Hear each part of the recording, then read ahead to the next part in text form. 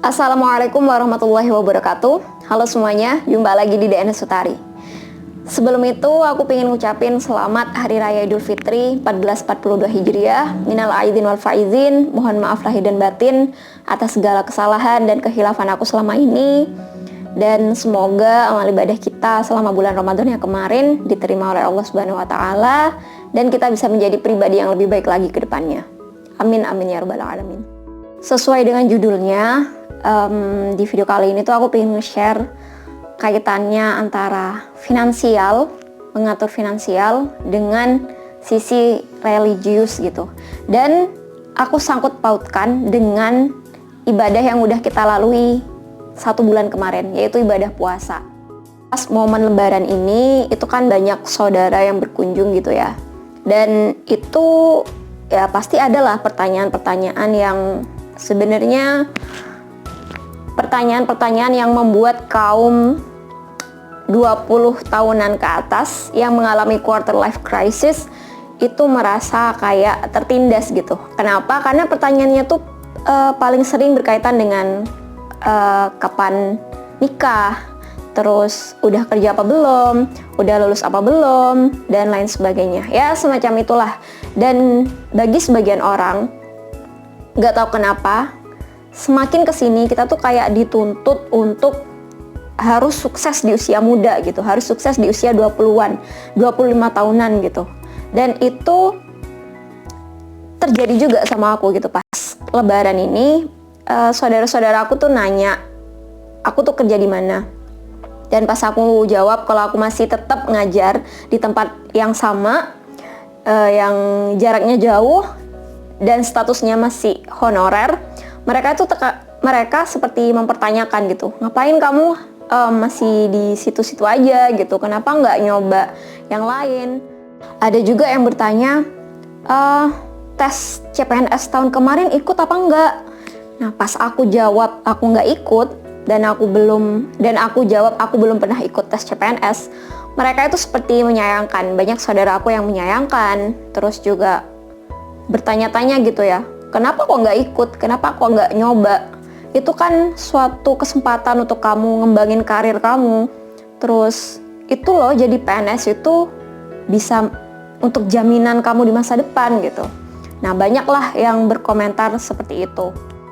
Apalagi yang tahu kalau tempat ngajar aku jauh ya, 30 menit dari rumah, statusnya masih guru honorer, gaji juga belum nyampe UMR, itu kayak semakin bertanya-tanya gitu, kenapa kamu masih bertahan menjadi guru honorer, kenapa kamu nggak nyoba untuk tes CPNS dan semacamnya, atau cari sekolah yang memberikan mungkin gaji yang lebih layak gitu, kenapa. Dan saat itu aku cuma jawab dengan ya udah senyum aja gitu. Dan dari banyak komentar seperti itulah yang membuat aku jadi merefleksi gitu. Aku mendapatkan insight dan aku hubungkan dengan apa yang aku pelajari selama ini, bahwa emang bener kalau di Indonesia itu ini dari yang aku pernah tahu gitu ya, yang aku pernah pelajari dari Cak Nun dan Mas Sabrang, bahwa orang Indonesia itu cenderungnya itu lebih ingin untuk menjadi kaya dan sejahtera. Ya nggak apa-apa gitu, nggak apa-apa, nggak salah. Sedangkan di negara-negara lain, terutamanya negara-negara maju, itu lebih mengutamakan pada ingin mencari bahagia. Jadi yang satunya materialistis, yang satunya lagi adalah mencari inner peace, kedamaian dalam diri. Tahun-tahun sebelumnya pas masa-masa kuliah itu aku juga sama gitu, berorientasinya bahwa nanti lulus ikut tes CPNS, jadi guru yang statusnya PNS dan ya udah sejahtera gitu. Nah seiring dengan perjalanan hidup, aku semakin kesini semakin sadar bahwa enggak, tujuan hidup itu bukan kayak gitu. Kamu jadi guru tujuannya bukan untuk itu, bukan untuk kesejahteraan, bukan untuk agar hidupnya terjamin gitu ya. Tapi kamu jadi guru adalah sebagai bentuk pengabdian kamu kepada Tuhan. Menjadi guru adalah sebagai bentuk perjuangan hidup kamu sebagai hamba Allah. Udah itu doang gitu. Hidup ini kalau katanya Cak Nun adalah isinya adalah berjuang dan berjuang. hasil bukan urusan kita. Jadi saat aku udah mempelajari itu, aku sadar bahwa menjadi guru tujuannya bukan untuk mencari materialistis gitu, bukan untuk mencari gaji, bukan masalah sejahtera atau enggak. Karena kalau kamu berjuang terus di jalannya Allah, gak mungkin lah Allah itu akan lepas tangan. Dan itulah yang aku rasakan. Jadi meskipun orang-orang ngelihatnya aku cuman jadi guru honorer gitu ya, bukan PNS, tapi alhamdulillah aku gak pernah ngerasa kekurangan duit sama sekali. Karena mindsetnya udah diubah bahwa aku menjadi guru bukan untuk mencari duit. Duit seharusnya yang mengejar-ngejar aku. Dan law of attraction, itulah yang terjadi. Aku gak pernah ngerasa kekurangan duit. Duit itu kayak selalu ada aja gitu. Padahal tahu sendirilah, gaji guru honorer itu jauh di bawah UMR. Sangat jauh. Aku bukan bermaksud untuk mendiskreditkan orang-orang yang ikut tes CPNS. Ya, sah-sah aja, boleh-boleh aja. Semua orang punya cita-cita, punya keinginan, dan jadi PNS itu, jadi ASN itu adalah salah satu cita-cita yang mulia kan, jadi abdi negara. Cuman buat pribadi aku sendiri, bahwa aku jadi guru itu tujuannya bukan untuk menjadi PNS atau bukan. Aku jadi guru bukan untuk mencari kesejahteraan, bukan untuk mencari jaminan hari tua. Tapi aku benar-benar pingin jadi guru adalah sebagai bentuk pengabdian aku kepada Tuhan, sebagai bentuk perjuangan hidup aku sebagai hamba Tuhan. Udah, itu aja. Dikutip dari jurnal Cak Nun yang judulnya Guru SD, yang aku ambil dari channel YouTube caknun.com, itu ada video yang isinya kayak gini. Tapi ada sempat saya bertanya kepada teman-teman guru SD, bapak-bapak, ibu-ibu ini kan ada yang sudah kerja 5 tahun, 10 tahun, 20 tahun, bahkan ada yang sudah kerja sebagai guru SD 30 tahun. Tapi sampean ngaku ya, jangan gak ngaku ya, sampean semua ini kan diem-diem pingin jadi orang kaya, ayo. Bener gak? Pengen punya rumah besar, pengen punya gak hanya motor, kalau bisa punya mobil, ya toh? Ada yang pingin istri baru, segala macam. Dan mereka senyum-senyum dan kelihatan memang menyetujui apa yang saya omongkan. Saya bilang, itu pekerjaan paling tidak rasional. Guru SD kok pingin kaya? Kalau Anda ingin kaya, jadi pengusaha. Loh, tapi apa guru SD tidak boleh kaya? Boleh. Caranya guru SD menjadi kaya, itu bukan menjadi guru SD dengan mengisi hatinya dengan keinginan untuk kaya. Caranya guru SD untuk kaya adalah Anda konsentrasi kepada cinta pendidikan, cinta kepada anak didik, santun kepada wali murid, mempelajari terus-menerus apa yang diperlukan di dalam proses pendidikan, sehingga Anda disukai oleh kepala sekolah, Anda disukai oleh murid-murid, dan Anda dicintai oleh para wali murid. Sehingga nanti terbuka pintu-pintu yang lain, yang membuat Anda tidak hanya mendapatkan gaji sebagai guru SD, tapi Anda mendapatkan ekstra-ekstra kemungkinan yang tidak pernah Anda duga. Itu sebabnya bukan karena Anda ingin mencari uang, tapi karena Anda justru berkonsentrasi kepada kualitas pendidikan. Dan ternyata efeknya adalah uang Anda lebih banyak. Percaya, kalau Anda percaya, mulai sekarang jalankan itu.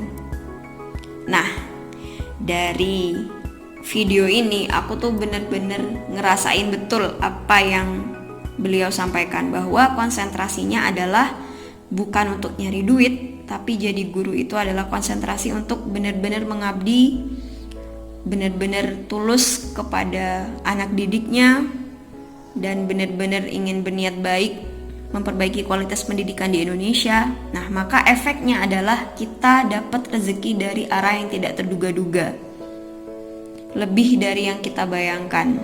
Nah, jadi percaya deh, lakuin itu dari sekarang. Apapun pekerjaannya, lakukan pekerjaan itu benar-benar totalitas dan benar-benar cintai pekerjaan yang kita lakukan.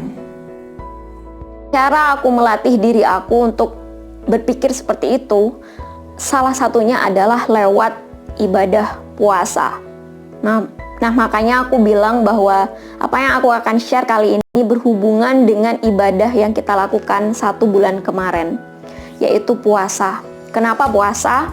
Karena puasa itu adalah sebagai bentuk ibadah yang powerful menurut aku, karena disitulah aku dilatih untuk selalu merasa cukup. Aku juga pernah membaca bahwa puasa itu adalah bentuk pengendalian hawa nafsu, dan hawa nafsu yang terbesar dalam diri kita itu salah satunya adalah nafsu makan dan minum. Nah, makanya setelah berlatih diri untuk selalu menahan gitu ya, menahan hawa nafsu kita terhadap hal-hal yang sifatnya kayak ya makan, minum kayak gitu, itu membuat diri kita, jiwa kita itu juga terlatih untuk bisa menahan gitu dalam berbagai hal. Jadi dengan memperbanyak puasa, bagi aku pribadi itu sangat melatih diri ini untuk selalu merasa cukup, sabar, mau berjuang, dan mau berkorban. Dan dari situlah aku kaitkan dengan finansial aku selama ini, bahwa apapun yang aku terima, gaji yang aku terima, berapapun itu, sekecil apapun itu bagi orang lain, itu alhamdulillah selalu cukup gitu. Bahkan seperti yang aku bilang, gak pernah kekurangan. Mungkin ini gak akan sesuai dengan teori ekonomi atau sangat bertentangan dengan orang-orang yang ya kamu harus realistis dan lain sebagainya. Kalau udah ngomongin tentang ini gitu ya, tentang keyakinan, itu jatuhnya udah bukan lagi logika kita gitu, tapi udah dalam kuasanya Allah, dalam kehendaknya Allah, dan Allah itu bisa memberikan rezeki dari arah yang tidak terduga-duga, dari arah manapun yang Dia mau. Kesimpulannya adalah jangan berhenti puasa hanya di bulan Ramadan, tapi di bulan-bulan yang selanjutnya, di hari-hari berikutnya, kita latih diri kita untuk memperbanyak puasa. Karena puasa sendiri itu bukan cuman dalam teori agama Islam aja ya, di berbagai agama apapun, bahkan yang aku pelajari, banyak filsuf-filsuf yang bukan Islam itu juga berpuasa gitu, karena ya emang puasa itu sangat melatih diri kita gitu, melatih jiwa dan raga kita.